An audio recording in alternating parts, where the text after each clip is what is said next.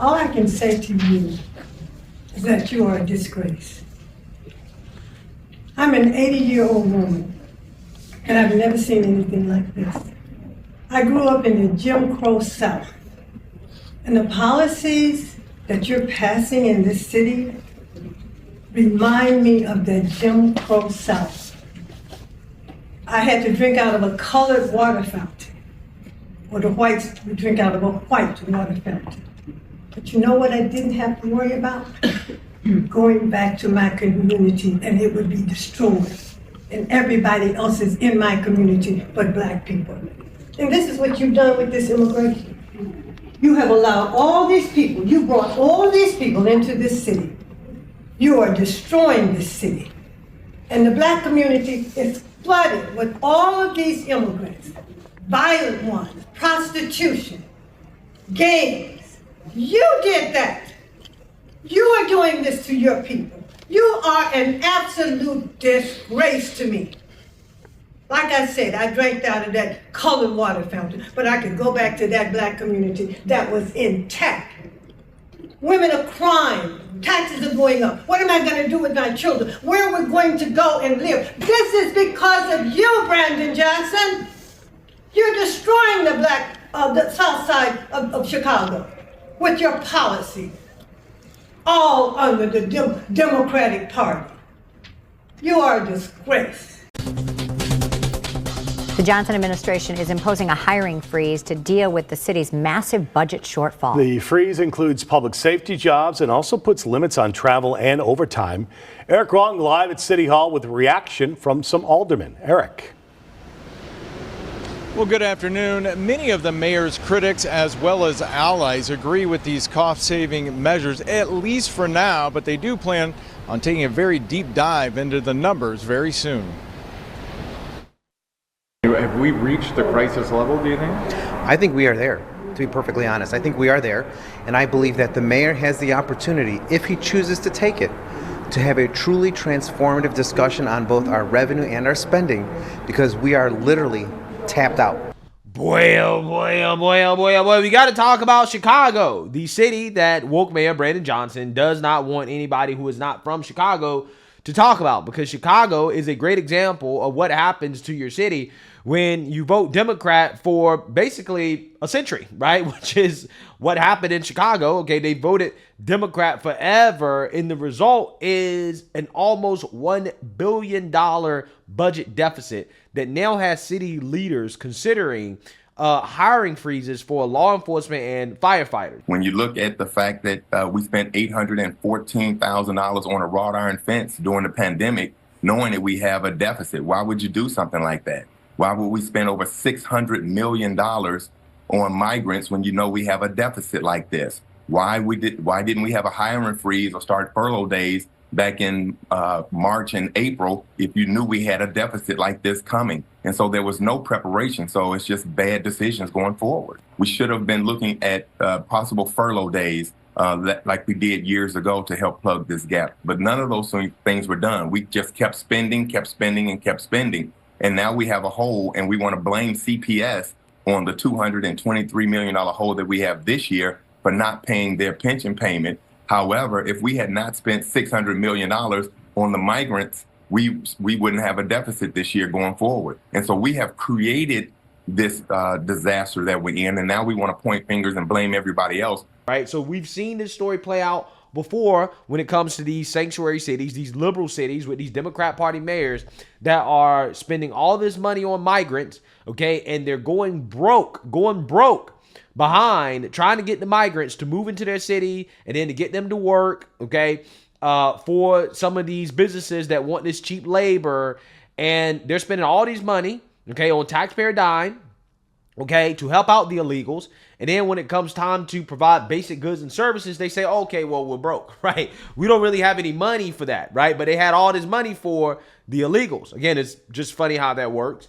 And in the case of Chicago, they're $1 billion in the hole, okay? And of course, you have the residents of Chicago getting upset because they're talking about raising taxes, right? They're saying, listen, well, in order to pay for all this, we're going to have to raise some taxes on people, and people are not happy. As you guys saw at the beginning of this video, that elderly black woman went off on Brandon Johnson during that meeting, letting him know that he's a disgrace for how he's running the cities. His policies kind of remind her of Jim Crow a little bit, okay? I mean, it's kind of funny to have that turnaround on a woke Democrat like Brandon Johnson, who boo-hoo whines and cries racism anytime he's criticized. But this is where we're at in 2024, okay, where Democrats are facing a massive revolt among the people who routinely vote Democrat at a 95+% clip, but yet they realize that these policies from Democrats are not beneficial towards them. And it took the illegals actually being placed in their neighborhoods for them to realize that, hey, illegal immigration is not good, okay? And that Democrats really don't give a damn about black folks. They really don't give a damn about American people. They care about everybody else, okay? They are America last. So I want to react to this clip here from a politician out in Chicago, the budget director actually, discussing how they're going to have to raise taxes in order to cover this budget deficit that they ran up trying to take care of illegals. So without further ado, let's get into it. Well, we're talking about football and tailgating this fall. Chicago City Council members are facing a difficult challenge: how to fill a nearly $1 billion budget deficit. So joining me now is the City of Chicago Budget Director, Annette Guzman. Annette, thank you so much for your time this morning. You're welcome. Good morning. So this is a big one. The city is $982 billion in the hole, and you have said that everything is on the table to eliminate this shortfall. And again, I want to repeat that. Everything is on the table to eliminate this shortfall. What does that mean for the city? You know, it means that we're looking not only at, what new revenues or increased revenues that the city can bring in to support the operations, but also, taking a really hard look at, our expenditures. Right now, though we are recovering and really moving past the pandemic, our expenditures are rising at a faster rate than our revenues are. And so we have to take a good look at what are the services we're providing, what are the operations that we may no longer be able to provide without increased revenues. Are we talking about property tax increases here? Is that one of the options?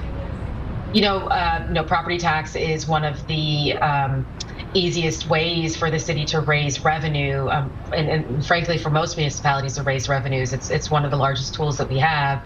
And so it is something that we're looking at, but I can tell you that, property tax increases are felt differently depending upon where you live in the city. And so we want to be really mindful and careful about which revenues we are seeking to ask, the city residents to contribute to before we pull those levers. Wow. Again, can you just imagine a city spending hundreds of millions of dollars on illegal immigrants, moving them into the city, giving them shelter, free health care, mental care, food, helping them get houses, helping them get jobs, right? This stuff costs hundreds of millions of dollars. This is what Chicago has spent. Just for them to turn around and say, hey, we don't really have that money for you, okay? We can't spend that money on you. In fact, you actually need to pay us more. You actually need to give us more money. We need to raise taxes because we spend all our money on the illegal immigrants. I would be so pissed off, man. I would be so pissed off about something like this. This is insane. But at the same time, right, you have a lot of these people that are complaining. They lined up and they voted for Brandon Johnson. Although Brandon Johnson said, listen, we have plenty of resources to go around, right? This is what he said. He said, of course, we can have illegal immigrants come into our city and we can share, okay? We can all eat. This is what he said. But a lot of these people voted for him anyways. And that's why I feel bad for him. But also at the same time, it's kind of like, well, this guy kind of told you what he wanted. He told you what his ideology was, what he believed in. And people voted for it anyways. They just never thought it would happen to them, right? They never thought that this is something they would actually have to deal with. And now that they're dealing with it, they realize the real consequences of the Democrats and their policies, right? Where they essentially put illegal immigrants first, the American people last, and then they make the American people pay for all of the stuff that they're giving to the illegal immigrants. I I was just going to say, as a Cook County resident, boy, we got hit really hard with this last assessment. And as you said, it is impacting different communities in very different ways and really terrible ways, I'm going to add personally. Let's talk about city services. I know that's something that you're going to look at. If city services are cut, Annette, how will that impact residents? We are looking to, make sure that we are able to provide the services that we are mandated by law to provide, that city residents pay us to provide them. And we're trying to do the most that we can to ensure that we aren't impacting those services that residents need the most, universally. So, we'll be looking at everything that we currently provide through programming, through outreach, through everything to ensure that, we are impacting residents as little as possible. And Annette, how did we get to this point? Almost $1 billion in a budget deficit. That's a lot of money going out, not a lot coming in. Easy. Chicago elected a progressive, right? This is what progressives believe in. They believe in just spending money recklessly, right? They don't believe in managing a budget or anything like that, because if they did, they wouldn't be Democrats, right? They wouldn't be progressives. But because they are progressives, they're Democrats, they're going to spend all this money. And the crazy part is that the people, the taxpayers, they don't see the benefit of it, right? If you're going to spend the money, at the very least, the people should benefit from it, right? They should receive that money. They should be getting that money. But that's not what's happening, right? They're not getting the services that they need. No. What happens is that they funnel all that money to the woke nonprofits that are run by the Democrats and their little friends, their liberal friends, and then they funnel that money to help out the illegal immigrants, who then provide cheap labor for the Democrats and their business buddies. And that's what's happening here. You have full-blown corporate socialism. That's what it is, okay? This whole illegal immigrant thing, right, with these migrants coming in and working, it's just corporate socialism. That's all it is. It is the federal government spending a whole bunch of money to pad the bottom line of these businesses that want to take advantage of cheap labor, okay? And this ends up displacing the American people. That's what's happening. That's exactly what's happening. Yeah, while, we saw a little bit of a reprieve during the pandemic with, a lot of COVID aid coming into municipalities, states, and around the country, it's really a story about our expenditures. We have obligations that are all hitting at the same time, whether it be, contracts that were recently negotiated for our labor, or the, new requirements or newer requirements that have been placed on the city as it relates to pension obligations, and ramping up to ensure that we are funding what has been chronically underfunded pension. Those are all things that are kind of hitting around the same time. And so that's what's contributing to just our expenses rising a lot faster than our revenues. Aldermen got into a heated debate here on Fox 32 over the amount of money that the city has spent on the migrant situation. $300 million at least so far. Could that money have been used to fill this budget gap? So I think there's two things to just be really clear with your audience about. The city's portion of that amount is actually rather small, though we have budgeted, AKA hundreds of millions of dollars, right? See, this is the finesse. Well, we got some money from the federal government. We got some money from the state. So therefore, all that $300 million, it didn't come from us. But I guarantee you a significant portion of it came from the city, right? It came from the taxpayers in that city, okay? But regardless, the city taxpayers shouldn't be paying for it. The state shouldn't be paying for it. And the federal government should be paying for it. It doesn't matter. $300 million instead of $300 million that could have went to help the actual American people. For a certain amount this year, there's a lot of funding that we received from the county, from the state and the federal government to support that work. So while we are really transparent about how much has been spent, that's not all city dollars. I think the second thing to be mindful of is that we've actually saved a ton of money in how that operation currently is operated. One of the things that the mayor talks about, and then I talked about when I briefed journalists last week, is we are forecasting over $200 million in savings within our corporate fund for this year. And, that's actually not very normal for the city to have that much in forecasted savings. So, from my perspective, we are doing our part to already kind of tighten our belts, and we're going to do more to ensure that, we are able to meet the resources that are provided to us. Okay, last question. Corporate savings. Break that down for our viewers. I'm confused on what that means, how we're saving money, but yet we still might be asking residents to cough up more in property taxes. So the savings that I'm talking about, because you asked me about the migrant mission, that's this year's budget, right? So one of the things that we've been doing is, reducing our expenditures where we can to ensure that we aren't, just spending unnecessarily or unreasonably. And so, while we have a budget about $5.7 billion in the corporate fund for 2024, our expenditures are going to come in a lot lower than that. For 2025, we're forecasting our expenditures based on this year's budget and how much it would grow based on increases in contracts, increases in labor costs, increases in our pension obligations.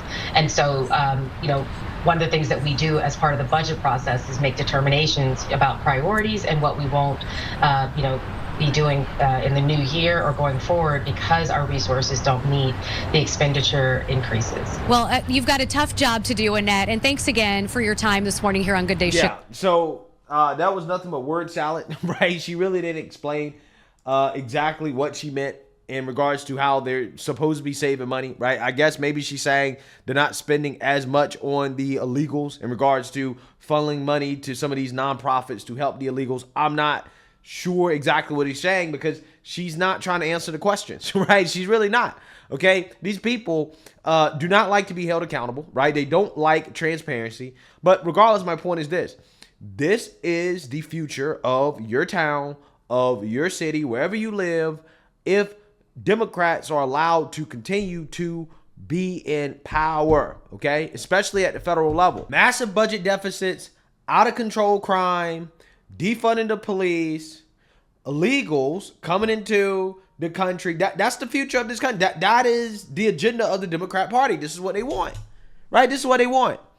Federal, local, state level. This is what they want. So what you're seeing here in Chicago is an example of that, okay? At the local level, you're seeing that the city is being mismanaged by progressive politicians who, again, they don't believe in a budget, right? And they believe that they can spend money into perpetuity and just give all the money to the illegals and then ask the taxpayers, actual American citizens, to pay for it. So, hey, let me know what you guys think. Make sure you like, comment, and subscribe. Most importantly, share a Black conservative perspective. Peace.